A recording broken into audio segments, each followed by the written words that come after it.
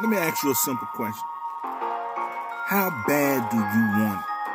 I don't know what it looks like, but I want to know how bad you want it. Because based on some conversations I had earlier this week, I can't help but to think that the answer to the question is not bad enough. Everybody wants to do stuff.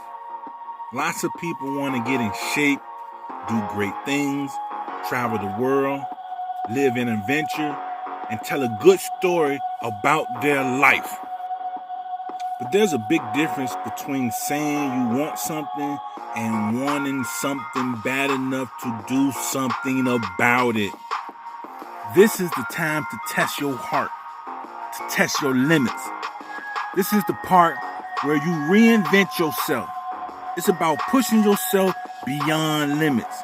It's about perfecting the you, not just doing more, not just being better, but finding your best. No amount of daydreaming will produce anything, especially that which we desire. This is the place where we either stop thinking about the things we want, or we turn on the afterburner and go get the trophy ourselves. Swabby Dobby.